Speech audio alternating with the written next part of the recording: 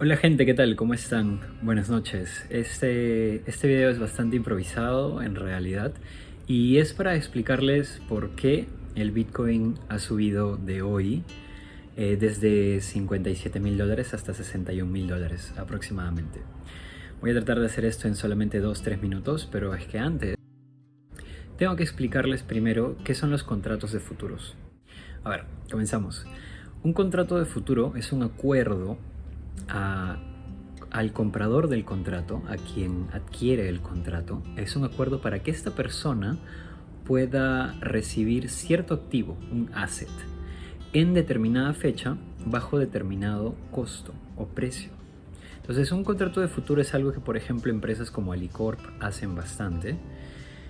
Alicorp, para las personas que no viven en Perú y que nos están viendo, es una empresa que entre uno de los productos que vende comercializa harina, por ejemplo. Entonces, esta empresa, Alicorp, uno de sus insumos para sus operaciones, para producir sus productos, es el trigo, por ejemplo.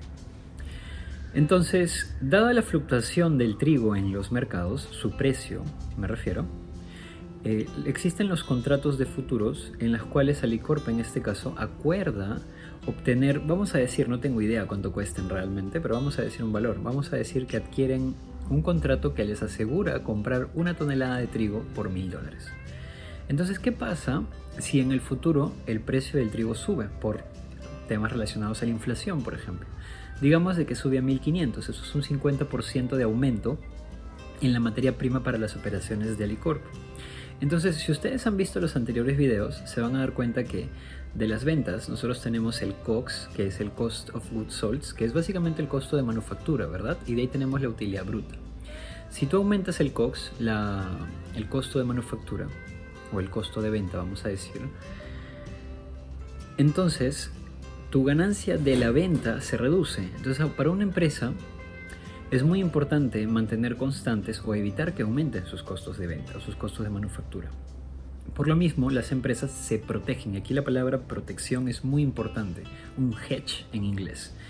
Se protegen ante las fluctuaciones de las materias primas que ellos adquieren mediante contratos de futuros. Entonces, con este contrato, el precio del trigo podría haber subido el 50%, pero debido a que tienen un contrato de futuros, ellos tienen el derecho de, en el momento en que expira el contrato, o cuando ya es momento de recibir la materia prima, según el contrato, ellos pagarían los $1.000 por tonelada y reciben la tonelada de trigo, independientemente de el precio en el mercado.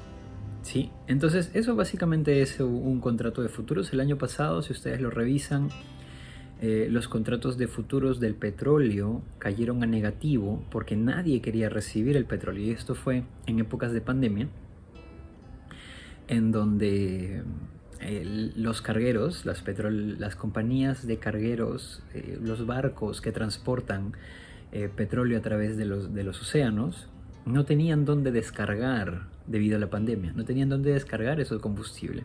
Entonces, básicamente, cuando un contrato de futuro se vuelve negativo en precio, básicamente era como que al comprador del contrato, a quien paga por tener ese derecho de recibir el combustible, si el precio del contrato vale negativo, quiere decir que al comprador le están pagando, básicamente, para que reciba el petróleo, ¿sí?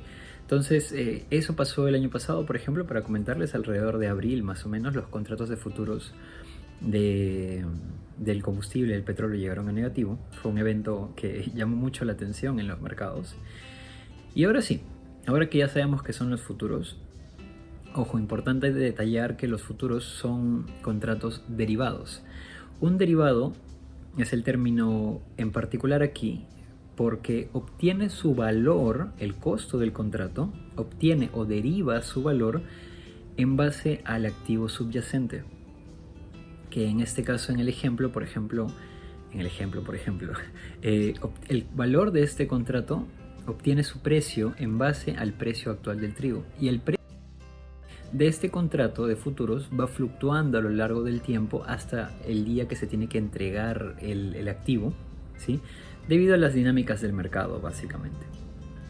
Y como les digo, depende mucho el precio real del activo en el mercado para determinar el precio del contrato de futuro. Entonces, ahora sí, vamos a ir a por qué subió el Bitcoin el día de hoy.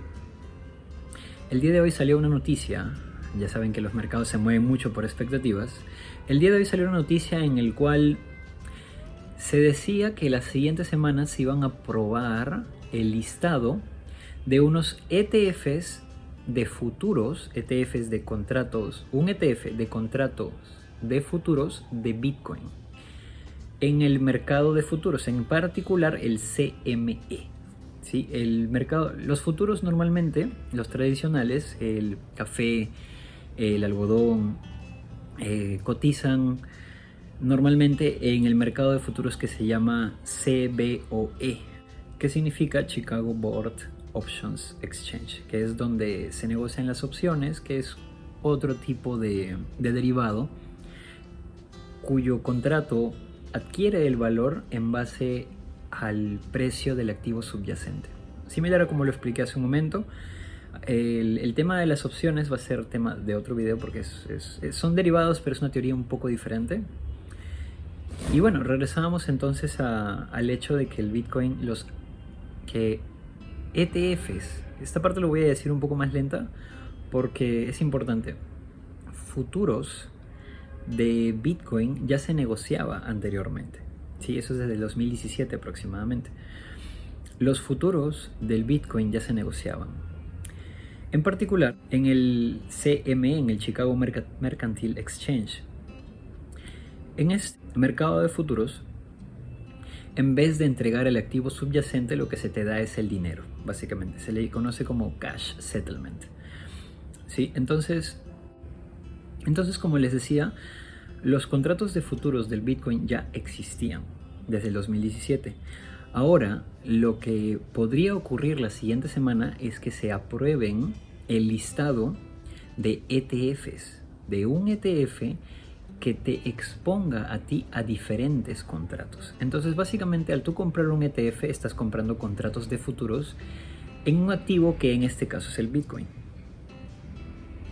¿Y qué les comentaba hace un rato? Que cuando tú tienes un contrato de futuro, lo que a ti te da derecho es a adquirir el activo a determinado precio en determinada fecha, independientemente del valor del mercado. Ahora, ¿por qué esto es importante? Recordemos que ya hay empresas oficiales, empresas que listan en los mercados de valores, como Tesla, por ejemplo, como Square, ya registran Bitcoin en sus hojas de balance, sus estados financieros, en su estado de situación financiero o en inglés balance sheet. Entonces, ¿pero qué pasaría, como les comentaba, si el precio del Bitcoin cae o sube? Estas empresas entonces tendrían que reportar esas fluctuaciones de precio de esos activos, pero se pueden proteger ante eventos súbitos en el precio del Bitcoin si justamente compran contratos de futuros que se negocian en el mercado de futuros, como les comentaba. Sin embargo, esto puede ser muy caro y además te expones a las condiciones de un solo contrato, que pueden variar mucho entre contratos.